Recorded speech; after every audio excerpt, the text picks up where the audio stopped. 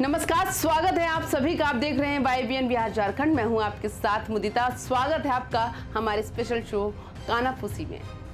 आज का टॉपिक सीधा, तीखा और राजनीतिक मसाले से भरा प्रशांत किशोर का पोल खोल अभियान और उसकी खामोश गूंज जो अब बिहार की सियासत में सुनाई दे रही है।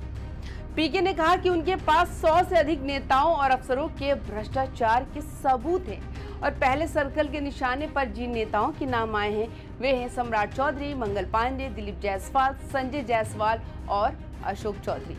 अब सवाल यही है, ये कौन से निशाने हैं? अगला धमाका किसकी तरफ होगा और क्यों पीके ने सबसे पहले किस किस पर वार किए?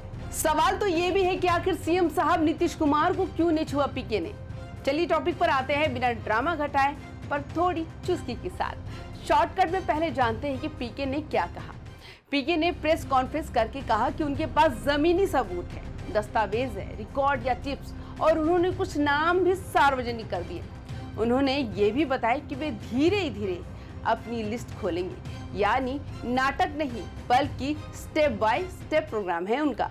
मीडिया पर जो पहला शोर हुआ उसमें कुछ लोगों का कहना है कि ये तो बड़ा धमाका होगा, पर कई लोगों की ये राय भी रही जो दिखा वो काफी रिपीटेड यानी पुरानी क्लिप जैसा रहा, यानी नया उत्साह कम, पुराना ताजा ज्यादा लगा।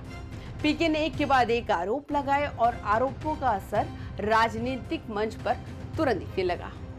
लेकिन जो बम सोशल मीडिया पर तूला गया था उसने हर किसी की उम्मीद पूरी नहीं की। फिर भी नाम आना कोई मामूली बात नहीं, नाम आते ही सवाल और घबराहट शुरू होती है। प्रशांत किशोर ने कहा कि उनके पास 100 से अधिक लोगों की सूची है, यानी कि एक बड़ी डेटाबेस स्टाइल दास्तान। पर राजनीति में बड़ी लिस्ट का तो दो अर्थ हो सकता है, एक मासाइज्ड एक्शन, अगर सबूत है तो बड़ा असर पड़ेगा, दूसरा थर्ड वे पियोन, सिर्फ दावा करके हवा बनाना भी एक रणनीति है। इससे राजनीतिक चर्चा बदलती है, वोटरों की नजर इधर उधर घूमती है। हमारा तर्क है कि पीके ने फिलहाल ऊपर से नीचे शिखर नेताओं का टारगेट चुना है, क्योंकि उनसे खबरें बनती है और मीडिया क्लिक भी आती है। इसके साथ वो अपनी साख भी परखते हैं कि क्या लोग सुनेंगे, क्या मीडिया आएगी, क्या मीडिया को लगेगा और इस सूची का असर क्या होगा।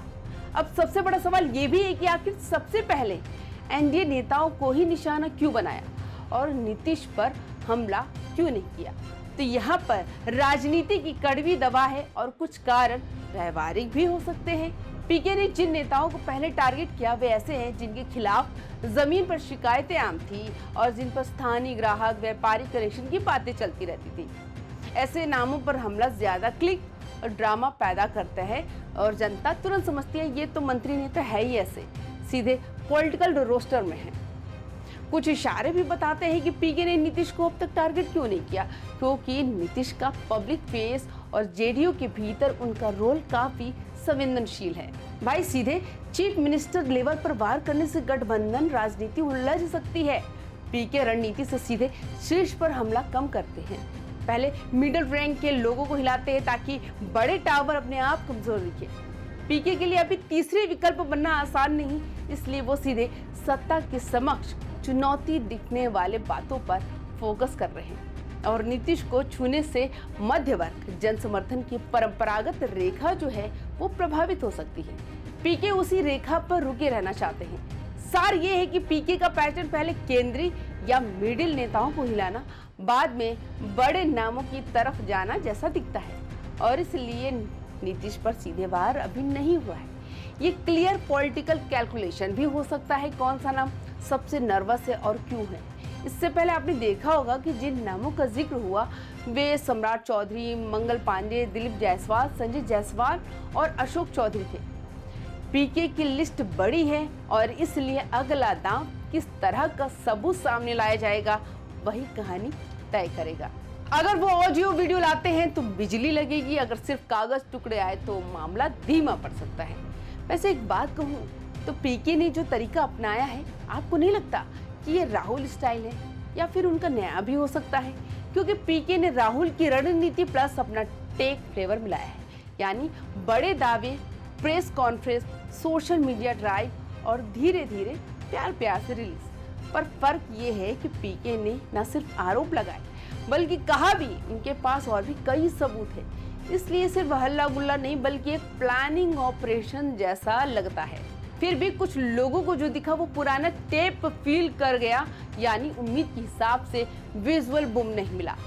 पर सियासत में शब्द भी अक्सर अभियान बदल देते हैं और पीके ये अच्छी तरह से जानते हैं कि वैसे पीके की बमबाजी ढांचा नहीं गिराती, पर इमारत में दरार जरूर डाल सकती है।